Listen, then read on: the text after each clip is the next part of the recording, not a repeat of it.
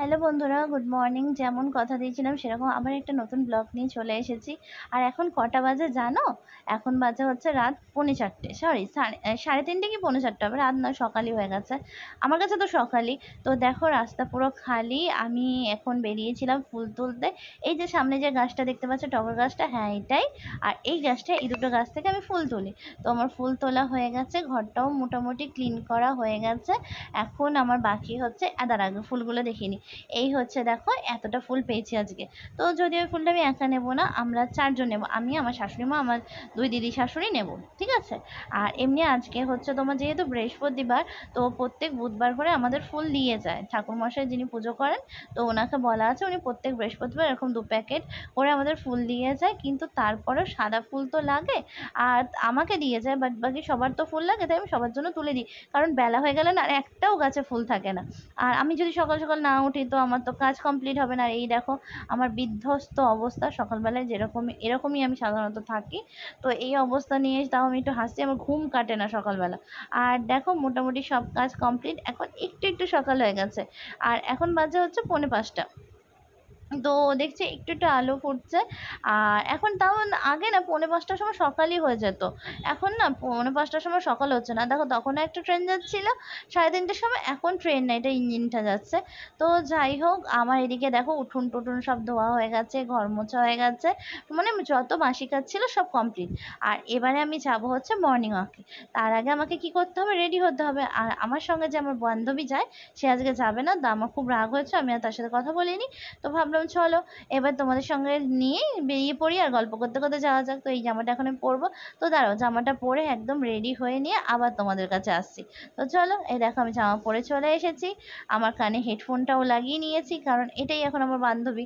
আমার বান্ধবী যখন যাচ্ছে না, ন্যাচারালি ও গেলেও আমি হেডফোনটা দিয়েই যাই সকালবেলা। আমার খুব ভালো লাগে গান শুনতে, আর এত ঠান্ডা হাওয়া বয় না রেল রাস্তায়, অসম ফিলিংস হয়। তো চলো বন্ধুরা, তোমাদেরকে নিয়ে বেরিয়ে পড়ি সকালবেলা মর্নিং ওয়াক করতে। চলো, রেডি তো?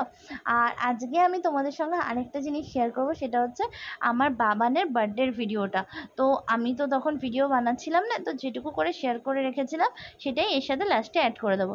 আর এই দেখো আমি বেরিয়ে পড়েছি। আর আমাদের এখানে না 3:30 পৌনে 4টে থেকে রাস্তায় লোক থাকে, মানে মহিলারা সব বেরিয়ে পড়ে। দেখো কত শিউলি ফুল দেখতে পাচ্ছ, এই যে শিউলি গাছ, দুর্গাপুজো এসে গেল। আর এমনিও তো হাতে গোনে 20-25 দিন বাকি। যেটা বলছিলাম, আমাদের এখানে রাস্তা না একদমই সকালবেলা খালি থাকে না, সবাই থাকে রাস্তায়। ফুল তোলার জন্য সবাই বেরোয়, মর্নিং ওয়াকও বেরোয়, বাট ফুল তোলার জন্য বেশি সবাই বেরিয়ে পড়ে। তো আমি এখন যাচ্ছি তোমাদেরকে সঙ্গে নিয়ে। আর আমি না রোজ দিন একটা মন্দিরে গিয়ে প্রণাম করি। আর মন্দিরটা এত জাগ্রত, তোমরা যা চাইবে তাই পাবে। কিন্তু আমি একা আছি তো আমার একটু লজ্জা করছে, আমি তবে চেষ্টা করবো তোমাদের সঙ্গে মন্দিরটা শেয়ার করার। এরপরে জানি না আমি কতটা কি করতে পারবো। আর এই দেখো সবাই এখন সামনে দেখতে পাচ্ছ, সবাই আছে, দাঁড়াও আর একটু ক্লোজলি যাই, দেখতে পাবে। তো সবাই এখন ফুল তুলছে। আর সকালও হয়নি, এখন আমি দেখছি 5:20-25 না হলে না ভালো করে আলো ফুটছে না। তো দিদাটা মনে হয় বুঝতে পেরেছিল আমি কিছু একটা করছি, তো আমার দিকেই তাকিয়েছিল। চলো, আর আমার মন্দিরও চলে এসেছে। তোমাদেরকে আমার মন্দিরটা দেখিয়ে নি, আমার মন্দির না, মানে আমার ঠাকুরের মন্দিরটা। তার আগে আমি প্রণাম করে নিই, প্রণাম করে তোমাদের দেখাচ্ছি। জানো তো এই মন্দিরটা আমি এখন রোজ সকালবেলা যদি না আসি না, আমার কেমন মন খারাপ হয়ে যায়। মনে হয় কি আজকে তো আমার কিছু বলা হলো না, তো আজকে আমি যা যা ভাবছি সেগুলো আমার সাথে হবে। তো আমাকে এই মন্দিরটাতে এখন রোজই আসতে হয়। আর অসম্ভব বললামই, ঠাকুর জাগ্রত।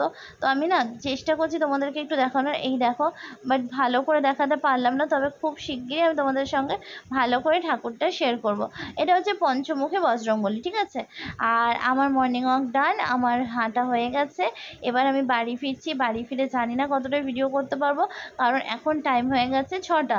আমাকে 8:30টার মধ্যে শুভকে খেতে দিতে হবে। তো আমার এখন রান্না আছে, পুজো আছে, স্নান আছে। তো দেখো আমি স্নান করে বেরিয়েও পড়েছি। আমি সময় পাই না, কিন্তু যেহেতু প্রমিস করেছি ভিডিও এবার দিতে হবে, তো আমাকে সময় বার করতে হবে। কিন্তু এত তাড়াহুড়ো করে না আমি রান্না টান্না কিছুই তোমাদের সঙ্গে সেভাবে শেয়ার করতে পারি না। আর বললাম না আজকে বৃহস্পতিবার, তো দেখো আমার পুজো হয়ে গেছে। আর আজকে আমি মায়ের বাড়ি যাব, কারণ হচ্ছে আমার গানে স্যার আসবেন। যাবেন।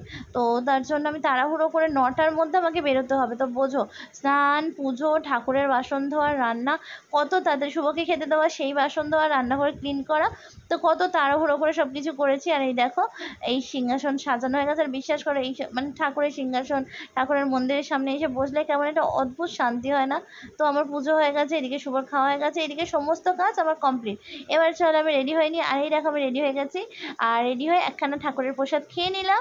এবার আমি যাব হচ্ছে বাড়ি। তাহলে বন্ধুরা আমি জানি না আর আমি ভিডিও করতে পারবো কিনা, যদি না পারি কিছু মনে করো না। ভিডিওটা কেমন লাগলো অবশ্যই কমেন্টসে জানিও। আর একটা কথা সেটা হচ্ছে এবারে চলো বাবানের বার্থডের ব্লগটা তোমরা দেখে নাও।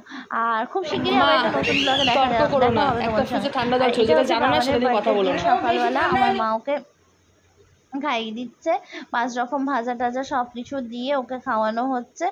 আর বাবান তো অ্যাজ ইউজুয়াল জেদ করছে, তো খাবে না খাবে না, যেহেতু ওর পাশে বান্ধবী আছে তার জন্য আরও করছিল, কিন্তু আবার অবাধ্যও নয়, জেদই কিন্তু অবাধ্য নয়।